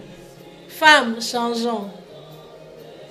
Tu peux être mécontente. Apprends à comment le parler. Amen. Les pardons ouvrent toujours une porte. Mais les pardons sincères, pas avec hypocrisie. Maintenant, on finit avec les divers. Entrons dans notre thème sur la femme, parce que le temps nous presse. Alors, nous sommes dans Proverbe 14, verset 1. Nous entrons dans notre thème maintenant sur les femmes. On a parlé des divers longtemps. On va continuer prochainement au mois de septembre. Maintenant, parlons de la femme. On avait dit auparavant les types de femmes qui existent, n'est-ce pas? Nous sommes dans Proverbe chapitre 14, verset 1. Qu'est-ce que la Bible nous dit?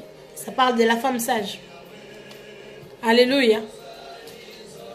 C'est très important, bien-aimé, de connaître quel type de femme que tu es.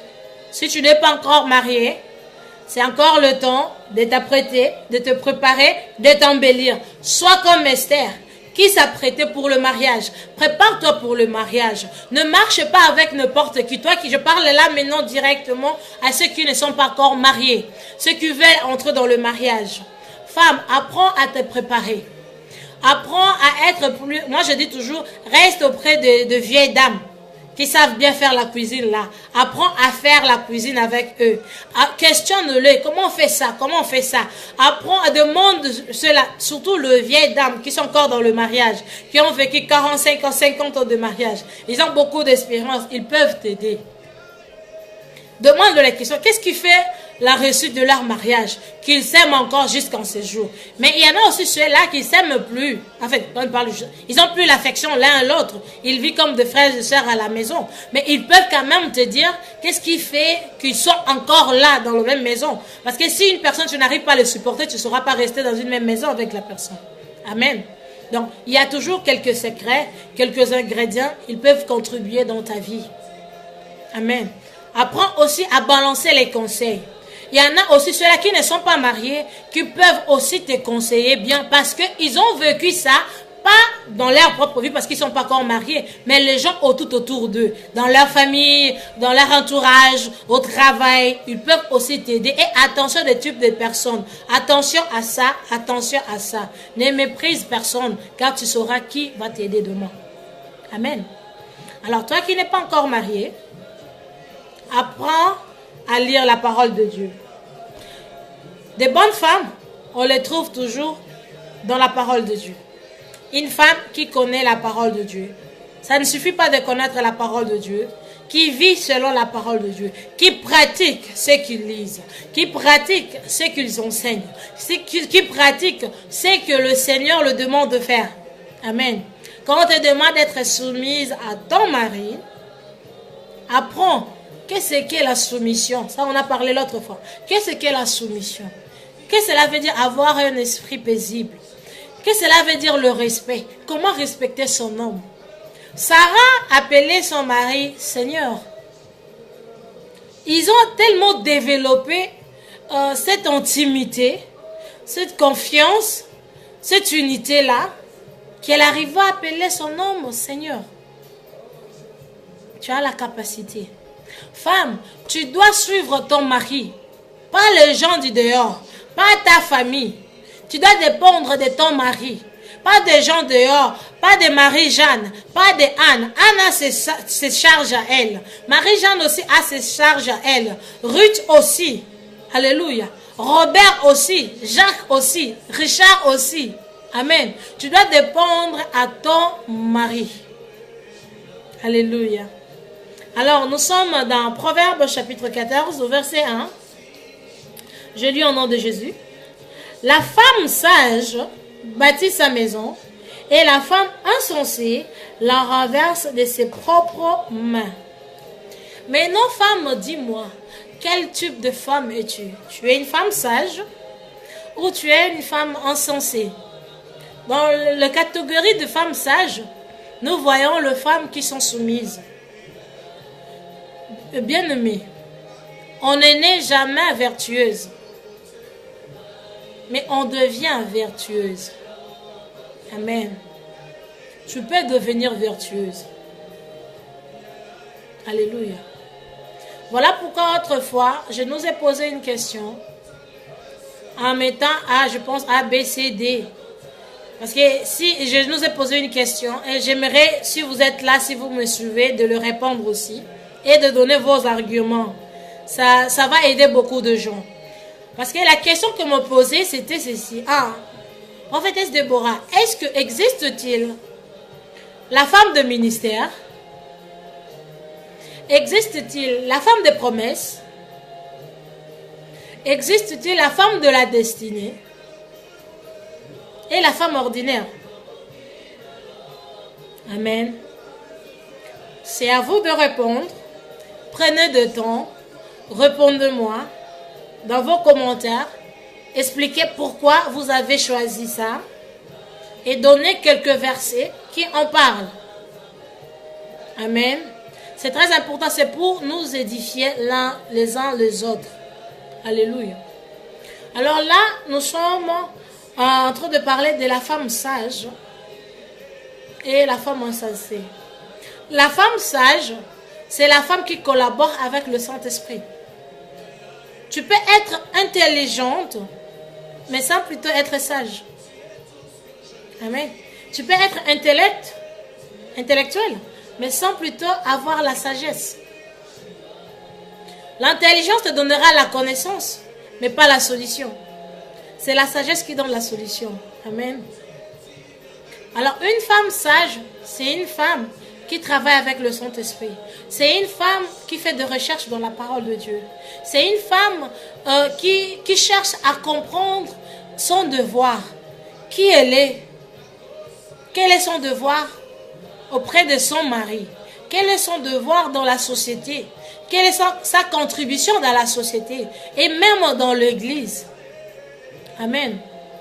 Aujourd'hui, beaucoup de femmes ont changé l'usage de la famille en changeant la famille avec l'église. Lorsque Dieu a créé l'homme, il a créé d'abord l'homme et la femme, et après les enfants, et ça fait la famille, une famille. Amen. C'est après les communautés, les comités sont venus. C'est après les assemblées sont venus. C'est d'abord la famille. Tu ne peux pas mettre l'église devant ta famille. Non, c'est pas biblique. Voilà pourquoi ceux qui sont mariés doivent s'occuper de leur mari et de leur femme. Amen. Avant d'aller servir Dieu, tu dois d'abord t'occuper. Dieu de toute façon prendra toujours la première place parce que c'est lui qui te donne le souffle de vie. C'est lui qui t'a donné cette femme. C'est lui qui t'a donné ces enfants. C'est lui qui t'a donné tout ce que dont tu possèdes. Il est au centre de tout. C'est lui qui a permis que cette femme-là soit auprès de toi. Alors si toi tu ne considères pas cette femme, si toi tu ne prends pas soin de cette femme, ni de ta maison, à quoi sert bon d'aller prêcher le bon évangile devant? Parce que ta maison ne témoigne pas ce que tu enseignes. Alléluia. Le témoignage doit commencer dans ta maison et ta maison confirmera cela dans l'église, dans les assemblées de saints. Et ils verront ce que toi tu vis. Amen. Tu peux gagner beaucoup de gens par rapport à ta vie conjugale avec ta maison, dans ta maison. Amen. Souvent, on fait l'inverse. On aime bien être bien avec les gens publics. Je suis un homme saint, je suis une femme sainte. Je suis bien, il y a mon mari qui est méchant, il y a ma femme qui est méchant. Que fais-tu en secret? Tu la tabasses? Toi aussi tu l'insultes avant d'aller prêcher. Et arriver là-bas, le message, lorsque ça sort, c'est comme si on te prêche à toi. Ah, il est en train de m'enseigner, il est en train de me prêcher parce qu'on s'est chamaillé. À Longwakuna, attention. Amen. Prenez le temps d'arranger nos foyers. Femmes, hommes, mari, prenez le temps de bien vérifier si vraiment la paix règne dans nos maisons avant d'aller évangéliser. J'ai un pasteur qui m'a dit, Maman Déborah, si moi et ma femme on s'est chamaillé en ce jour-là, je ne prêche pas, j'irai à l'église, mais ce sera une autre personne qui va prêcher. Parce que je dois arranger avec ma femme. Si j'ai essayé avant de sortir de la maison et elle a refusé, rien n'a changé. On ira à l'église, mais je ne prêcherai pas. Ça sera une autre personne qui va prêcher. Ça m'a touché. Qu'il y ait de telles personnes. Amen. Bien que c'est l'esprit qui travaille, mais cet esprit-là réside dans ton corps. Et dans ton corps, il y a l'âme. Lorsque ton âme souffre, lorsque ton âme est agitée, qu'est-ce que tu vas transmettre aux gens? Amen. Deviens toi-même le témoignage de tes enseignements. Il y a des moments où ça fait mal. Il y a des moments où il y a de tels enseignements, tu vas enseigner ou tu enseignes, toi-même tu en souffres. C'est bien de passer par là. C'est très bien de passer par là. C'est alors que tu auras la joie de transmettre cet amour aux autres. Amen. Femme, soyez sage. Une femme sage cherche, l'ainsi dit l'Éternel. Une femme sage, face à une situation difficile, n'appelle pas au téléphone. Allô, téléphone. Ici, mon mari a fait ceci, cela. Vous ne connaissez pas. Mon mari, c'est un homme méchant. Il a fait des enfants dehors. Mon mari, ceci, cela. Une femme sage n'appelle pas sa famille pour dire tout ce qui se passe dans sa maison. Ah, mon mari m'a tabassé. Mon mari ne me laisse pas l'argent. Mon mari n'achète rien à moi. Machin. Une femme sage ne le fait pas. Amen. Une femme sage n'insulte pas son mari devant les gens, ni devant les enfants. Une femme sage ne pointe pas le doigt à son mari. Une femme sage ne regarde pas son mari souffrir ou humilier. Non. Une femme sage protège d'abord son mari. Une femme sage respecte son mari. Une femme sage honore son mari. Une femme sage couronne d'abord son mari. Parce que femme, que tu veuilles pas, c'est cet homme-là qui fera de toi sa gloire. Amen. Nabal a fait d'Abigail sa couronne. Et Abigail est devenue après l'épouse de David. Pourquoi? Parce qu'elle était soumise, malgré sa méchanceté. Alléluia. Une femme sage tire vers elle la faveur. Tire vers elle la faveur, la miséricorde. Amen. Ainsi que la grâce. Une femme sage ne se mêle pas avec les gens qui sont tout le temps en train de médiser sur les autres, qui parlent toujours des médisances des autres, qui sont en train de critiquer les autres, qui sont là, qui parlent de choses qui ne construisent rien. Non. Une femme sage est d'ailleurs une femme très occupée. Tu ne le trouveras pas au milieu de la foule. Tu ne le trouveras pas avec millions d'amis. Tu le trouveras souvent, très souvent, seule et sa maison. Pourquoi? Elle est en train de réfléchir. Comment pourrais-je aider mon mari à multiplier ce qu'il a? Comment pourrais-je aider mes enfants d'aller de l'avant? Comment pourrais-je aider ma maison de devenir un centre de référence? Amen. Une femme sage Je dis toujours, c'est un monteur qui tourne 24 heures sur 24.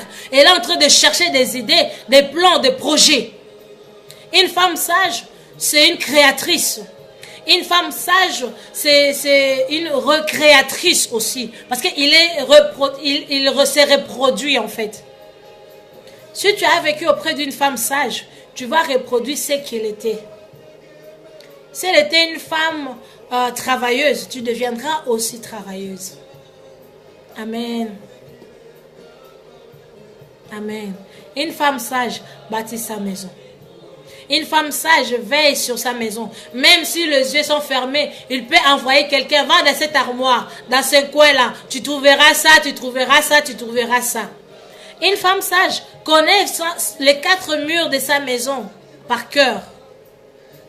Même si tu es riche, tu as des domestiques dans la maison. Ces domestiques-là doivent travailler par rapport à toi. Si toi-même tu connais rien, ne pense pas que les domestiques feront mieux que toi. Non. Amen. Alléluia. Une femme sage, c'est une femme qui contrôle ses langages. Elle est lente dans la colère. Elle observe beaucoup. Elle est calme en train de regarder, d'observer, d'analyser tout ce qui se passe tout autour d'elle. Une femme sage évite toutes sortes de querelles. Une femme sage évite toutes sortes, comment on appelle ça, le mot me fuit toujours, des comités, alinga la musique, de rassemblements. Parce que le rassemblement te causera des problèmes. Et surtout si tu es une personne qui ne parle pas, tout tombera sur toi. Et si tu es une personne qui parle beaucoup, aïe, là, 150%, tu auras que des problèmes. Même si tu avais dit A, on va changer, tu avais dit B. Amen. Merci, Sœur Blanche. Association. Le mot me fuit toujours. Amen. Une femme sage, c'est une femme qui fait la joie de son mari. Et lorsque son mari est au travail, son cœur bat de retourner à la maison pour aller voir sa femme. Même si les amis l'appellent, non, on va aller jouer au foot, on va aller faire ça. Non, non, non, je dois retourner à la maison. Il cherche même des histoires juste pour retourner à la maison et être auprès de sa femme. Pourquoi? Parce que sa femme lui donne la paix. Sa femme le console. Amen. Une femme sage, c'est une consolatrice. C'est une conseillère. C'est une maman. C'est une copine, une amie, une sœur. C'est une aide. Toi, lorsque ton mari t'amène des projets, tu commences encore à rigoler. Que veux-tu faire avec ça? Quel type de femme es-tu? Et la femme insensée suscite toujours des querelles. Elle est remplie d'orgueil, arrogance. C'est une femme qui ne connaît pas de pitié. Elle demande très rarement pardon. Il faut qu'on les force d'abord. Et souvent, ces pardons, c'est seulement dans ses lèvres. Ça ne vient pas du cœur. Une femme insensée, c'est une hypocrite qui donne la face à d'être gentille. Ce sont des femmes, je vous donne un exemple, ce sont des femmes qui tabassent leur mari à la maison, à l'église. Shinda Babara, c'est terrible. Des femmes insensées. Ce sont des femmes, quand ils voient les gens, ils sont comme ça. Dès que les gens donnent le dos, tu l'as vu là. Ils ont des dettes, hein. Comme ils sont là. Hey, ne vends pas la voiture là-haut. Ils ont des dettes, ils ont acheté ça par crédit. Une femme insensée, c'est que produire des querelles, des divisions, des disputes. Une femme insensée chasse son mari de la maison. Une femme insensée ne supporte pas la faiblesse de son mari. Une femme insensée n'a pas le temps pour la parole de Dieu, n'a pas le temps pour la prière, n'a pas le temps d'éduquer les enfants. Elle a que temps de Kardashian, de Chikimiki, qu'on le voit, Madame Intel, Madame Intel. Mais à la maison, c'est elle qui porte le pantalon. Une femme insensée, c'est une femme qui dégoûte son mari. Une femme insensée, c'est une femme qui n'aime pas sa belle famille, qui critique sa belle famille, qui insulte sa belle famille. C'est une femme qui divise, pas qui sépare, mais qui divise la famille. Une femme insensée, c'est une femme qui est venue trouver le trouble dans la famille et elle arrose encore du feu au lieu de cesser le feu, au lieu d'éteindre le feu. Une femme insensée, je m'excuse pour la connexion, une femme insensée, lorsqu'elle trouve que deux frères sont divisés, elle prend un côté et laisse un côté. Mais une femme sage sort d'abord des troubles, analyse la situation et fait un effort de unir encore la famille. Amen. Une femme insensée, c'est une femme égoïste qui regarde ses propres biens, qui est remplie de je, de moi. Une femme insensée ne regarde pas la perte des autres. Alléluia. Une femme insensée, c'est une femme qui détruit son mari à fond, qui détruit sa maison à fond. Une femme insensée, c'est une femme qui fait beaucoup des enfants dehors en l'amenant à la maison, en le donnant comme pour son mari. C'est une femme insensée. Une femme insensée, c'est une femme qui marche avec le C pour donner les AVC complets à son mari. Amen. Une femme insensée, c'est l'AVC au complet. Alors voilà pourquoi, femme, tu dois maintenant toi-même te voir d'où tu es. Tu es une femme sage ou une femme insensée. Une femme sage, c'est une créatrice. Une femme insensée, c'est une destructive. C'est quelqu'un qui détruit. Tout ce qu'elle touche, elle détruit. Une femme sage, tout ce qu'elle touche, elle le multiplie. Amen. Une femme sage connaît comment multiplier tout ce qu'elle touche, tout ce qu'elle fait, la ressource, comme la femme vertueuse dans Proverbe 31. Amen. Mais pas une femme insensée. Et attention, une femme insensée a la capacité de détruire tout un pays. Une seule femme peut détruire tout un pays. Attention. Une femme sage a la capacité de sauver tout un pays. Amen. Les deux marchent parallèles. Maintenant, c'est à toi de changer. Tu as la capacité de changer, de prendre une décision. Tu as été élevé dans le sensé. Maintenant, tu connais que cela veut dire être insensé. Tu peux changer. Tu peux décider de ne plus être insensé. De ne plus être une destructive. Mais de devenir une constructive. Constructive. Tu arrives à construire. Oh là là, français, mon Dieu. You need to build. Tu dois commencer à créer, à construire, à réparer, à résoudre et non détruire. Amen. Voilà pourquoi je nous ai dit autrefois, il existe les femmes de la promesse et les femmes de la destinée. Ça, c'est notre prochain thème sur les femmes.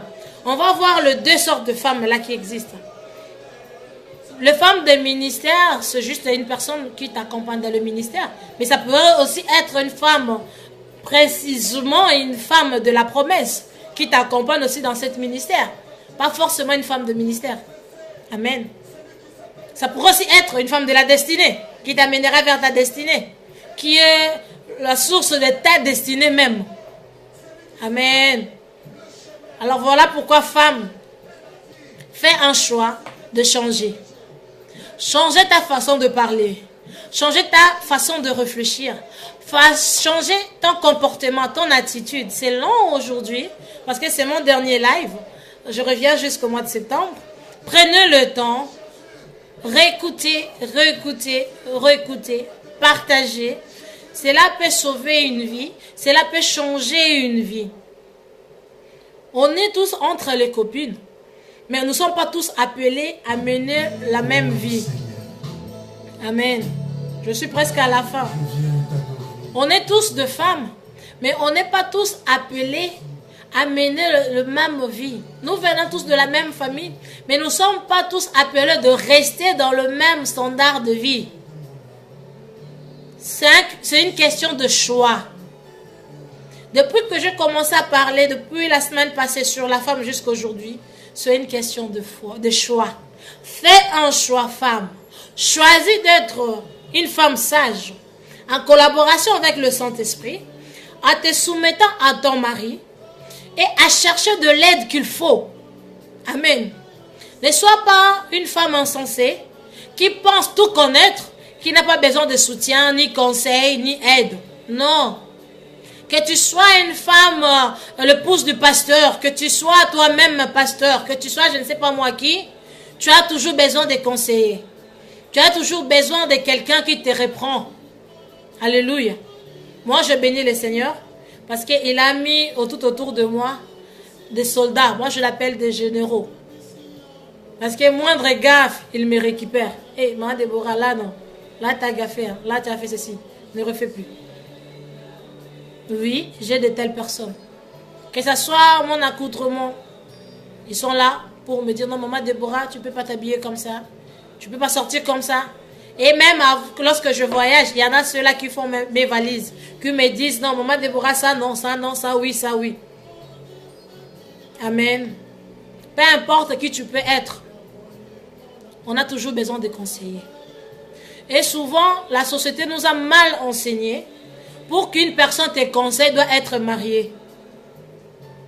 Aujourd'hui, les choses ont changé. La Bible nous dit ceci. Je répandrai de mon esprit sur toute chair. C'est-à-dire, il y a aussi de jeunes filles bien remplies de la sagesse. Ils n'ont peut-être pas assez de l'intelligence, mais Dieu leur a accordé un bagage de sagesse qui pourrait t'aider, qui pourrait être une bénédiction pour toi. Voilà pourquoi ne le minimise pas. Quand on te conseille, reçois d'abord les conseils avant de voir la personne qui te donne les conseils. Amen. Ça pourrait sauver ta vie. Ça pourrait t'amener vers ta destinée. Si tu refuses avant d'avoir écouté, c'est toi qui es perdant ou perdante. Femme, deviens sage. Sois une aide pour ton mari. Le mardi passé, j'ai donné l'exemple d'Abigail qui a suivi le comportement, a accepté le comportement de son mari. Et aujourd'hui, avant de clôturer, je nous parle un peu de Ruth. Juste un peu. C'est une histoire, moi je dis, qui n'aura jamais de fin. L'histoire de Ruth et Naomi n'aura jamais de fin. Ça va nous accompagner le restant de notre vie, jusqu'à ce que le Seigneur revienne. Parce que ça nous montre l'attitude de la femme vis-à-vis de son mari. On peut dire que Naomi était le mari de Ruth. Ruth déclara à Naomi, ton Dieu sera mon Dieu, ton peuple sera mon peuple. C'est la promesse que nous donnons lorsqu'on se marie, non? Je t'aimerai jusqu'à la fin, jusqu'à ce que la mort nous sépare. C'est-à-dire, où tu iras, c'est là où j'irai.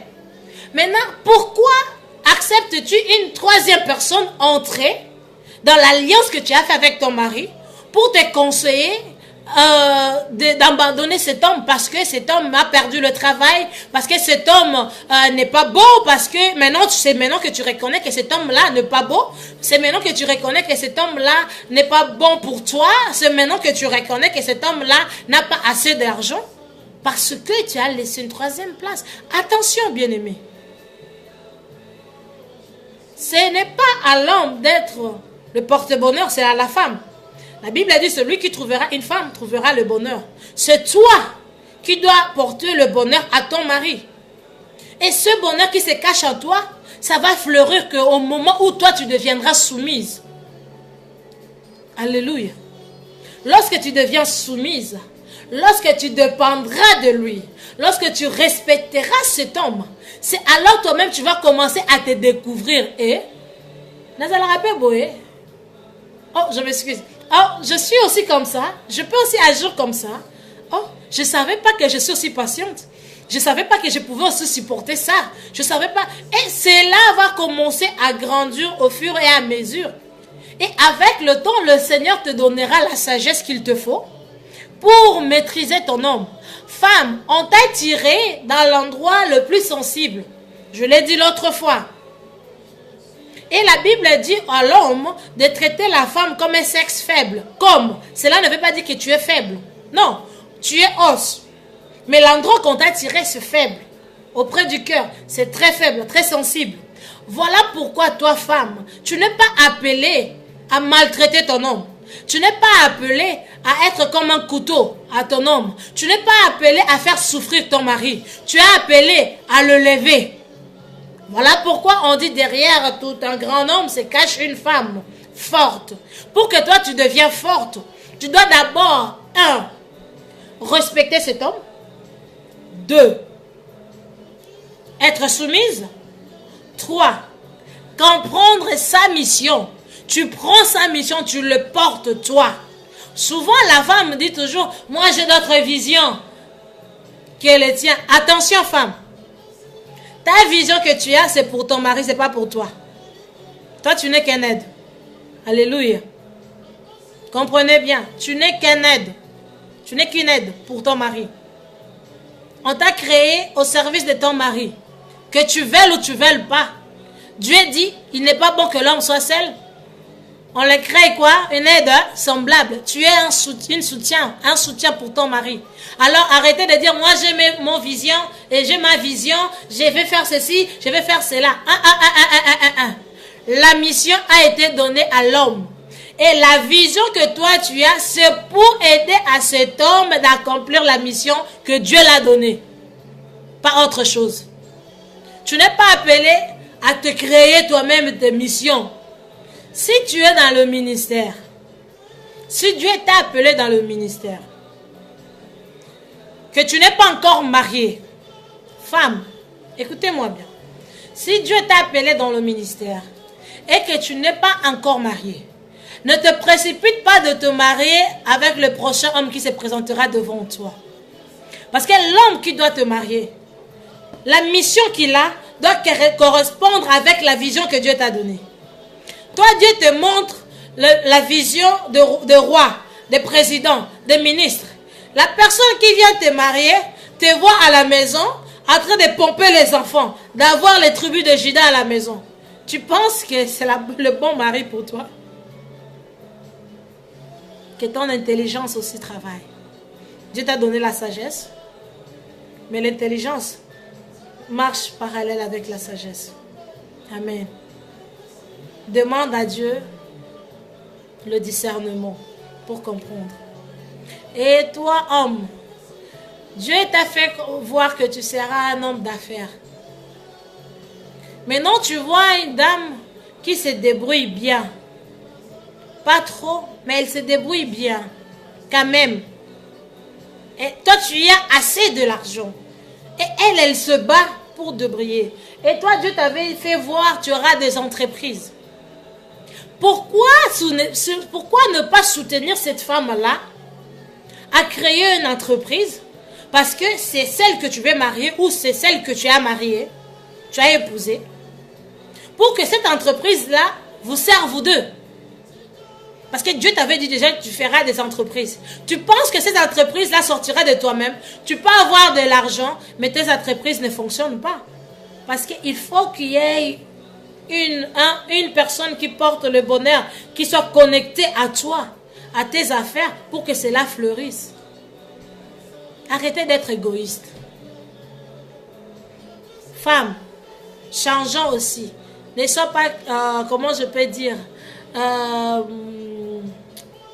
ne soyez pas orgueilleuse. Si un homme veut t'aider, demande de l'aide quand il faut. Et surtout, si c'est ton mari, demande de l'aide, demande de soutien. Il y en a certains hommes qui aiment que la femme demande.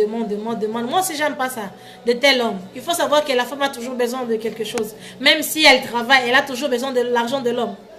Apprenez à donner à vos femmes aussi. Amen. Et vous aussi, femmes, apprenez à soutenir vos hommes. Cela ne veut pas dire comme c'est un homme, ton argent, il ne verra pas ça. Ce n'est pas de Dieu. Amen. Ça ne vient pas de Dieu. Dans le mariage, dans le foyer, il n'y a pas le moi, il n'y a pas le sien, il y a le nous. Amen. Il y a le nous. Dans le foyer, il y a le nous. Il n'y a pas mes biens, il n'y a pas de bien, il n'y a que le nôtre. Alléluia. Aujourd'hui, j'ai tellement beaucoup parlé. Et pour clôturer, la dernière question que j'avais gardée, c'était pour la propreté des femmes, de parties intimes. Là, il y a tellement beaucoup de divergences de choses. Moi, je ne peux pas dire que non, il faut seulement faire ça, parce que chacun a ses expériences. Mais moi, je dis toujours que des corps étrangers dans ton corps détruira tout ce qui est naturel en toi. Et je me limite là. Que Dieu nous bénisse. Femme, change ta façon d'être. Change ta façon de concevoir les choses. Ne sois pas une insensée. Sois une femme sage. On n'est jamais vertueuse. On peut devenir vertueuse en collaboration avec le Saint-Esprit, en méditant la parole de Dieu, en examinant tes actes, en examinant tes langages, tes actions, en étudiant aussi ton mari qui est auprès de toi. Toi qui cherches le mariage, ne sois pas pressé parce que de chercher seulement un homme qui est déjà bien établi. Attention, un homme qui est déjà bien établi, il ne te verra pas de la valeur dont Dieu te voit. Attention, vaut mieux construire ensemble. Amen. Mais si Dieu te fait grâce, tu trouves un homme qui est déjà complet, gloire soit rendue à Dieu. Si c'est dans la volonté de Dieu, vas-y. Mais ne fais rien ce qui n'est pas de Dieu. Alléluia. Que Dieu nous bénisse, que Dieu vous bénisse. Et je dis au mois de septembre, n'oubliez pas de nous soutenir dans la prière. On a un long voyage à faire, on a des longs voyages à faire. On soutient comme d'habitude les orphelins, les veuves. Et bientôt là, on va officialiser notre fondation. On va inaugurer cela. Et vous êtes tous le bienvenu, la bienvenue. Vos soutiens arriveront toujours. Comme mes amis autrichiens qui nous soutiennent, ils sont contents de voir que leurs choses, leur matériel, leurs finances arrivent. Et ça aide aussi, ça contribue. Et voilà. Donc que Dieu nous bénisse et je dis à la prochaine. Que Dieu nous bénisse. Shalom, shalom.